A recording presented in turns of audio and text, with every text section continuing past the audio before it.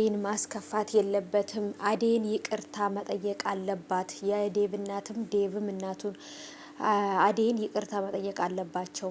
የዴቭ እናት ምን ነው ፊቷን ቋጥራው ትቀመጣለች? እረ ፊትሽን ፍቺው እያላችኋት ነበረ። ፍቅርም የሰራችውን ስራ ሙሉ ለሙሉ ሊወጣ ይገባል። የፍቅርም እናት ልጇን ማን እንደሆነች ማወቅ አለባት። በጣም በቃ ወዘተ። በተለይ ደግሞ በአዴ ላይ በጣም ብዙዎቻችሁ አዝናችኋል። ገጀራውም ደግሞ የቤዝ ለሙዬ ወንድሟም ሊሆን ይችላል ወይንም አናቅም። ብቻ ግን ግራ ተጋብተናል ሁላችንም ማለት ነው። ትክክለኛው ነገር ማንኛው እንደሆነ ማወቅ አልቻልንም። ዴቭ እንግዲህ ዶክተሩንና አዴን ምኝታ ክፍል ሲያገኛቸው ምን እየሰራችሁ ነው ብሎ ነበር የጠየቃቸው። በጣም ነበር አዴ እየተበሳጨችው። አዴ እየመለሰችለት መልስ አለ። እሱም ደግሞ እንግዲህ ዛሬ በተለመደው ሰዓት ስለሚለቀቅ በዛን ሰዓት ምን ተፈጠረ የሚለው ነገር ሙሉ ለማየት እንችላለን ወይም ደግሞ እንጠብቃለን።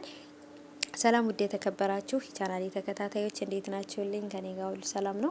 ሰላማችሁ ብዝት ትርፍ ይበልልኝ ውድ ቤተሰቦቼ። ለዚህ ቻናል አዲስ ከሆናችሁ ሰብስክራይብ አድርጋችሁ ቤተሰቡ ነው። ነባሮች ዌልካም ዌልካም፣ እንኳን በሰላም መጣችሁ ብያለሁ ውዶቼ።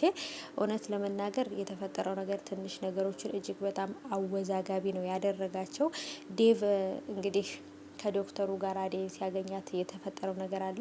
በዚህ ምክንያት ደግሞ እንዴት ዶክተሩንና አዴን ብቻቸውን መኝታ ክፍል ትተያቸዋለሽ በማለትም እንግዲህ ባቡሬና ለሙዬ ትንሽ ተጨቃጭቀዋል ማለት ነው ነገሮች። እሱ ሌባ እናት ልጇን አታምንም እንደሚባለው እሱ ይሄን ነገር ያደርገው ነበር በአዴ ቦታ ቢሆን ዴቭ ማለት ነው። ስለዚህ እሱ የማያደርገው ነገር አዴም ደግሞ አታደርገውም። አዴ በዛን ሰዓት የሚያቅፋት የሚያጽናናት ሰው ፈልጋ ነበረ።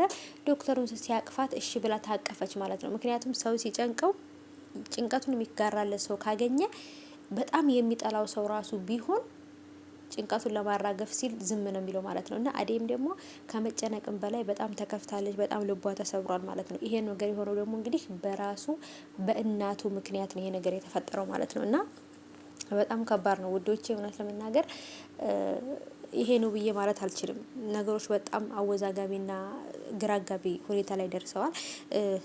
የልብ ህመምተኛ እንደሆነች ነው እንግዲህ የዴቭ እናት ዶክተሩ የነገራቸው። የሚያስጨንቃት የሚያሳስባት ነገር ላይ መራቅ አለባት። የልብ ኬዝ ነው፣ ልብ ታማሚ ናት። ስለዚህ በደንብ ልትጠነቀቁላት ይገባል ብሎ ነው ዶክተሩ የነገረው። ይሄ ማለት እኔ ሌላ ሚስት አመጣልሃለሁ፣ ሌላ ሴት ታገባለህ፣ እሷ ክብሯ ማንነቷ ምኗም አይመጥንህም፣ እኔ ሌላ ሴት አመጣልሃለሁ፣ ሌላ ሴት ታገባለህ፣ አታስብ ብላ ነው ያለችው ማለት ነው። ሰው የማያውቃትን ሴት ከመሬት አንስቶ አግባ ስለተባለ ብቻ አያገባም። ምክንያቱም ዴቭና አዴ በጣም ብዙ ነገሮችን አሳልፈዋል። ጥሩ ነገር መጥፎ ነገር አሳልፈዋል። ዴቭ አዴን ለማግኘት ከሁሉም ሰው ጋር ከኪንጎ ጋር ተደባድቧል። ከባርኮት ጋር ከጓደኛው ከአብሮ አደጉ ጓደኛው ጋር ከባርኮት ጋር ተጣልቷል።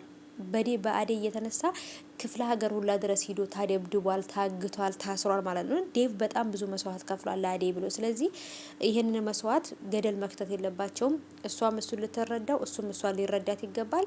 እናቲቱ አይሆንም ስላለች ብቻ ሰርጉ አይቀርም፣ መጋባት አለባቸው። ፍቅር ይሄን ነገር እንዲያደረገች እውነቱ ሊወጣ ይገባል። አዴ እሷ የምትላት አይነት ሴት አይደለችም። ክብሯን የጠበቀች ሴት ናት።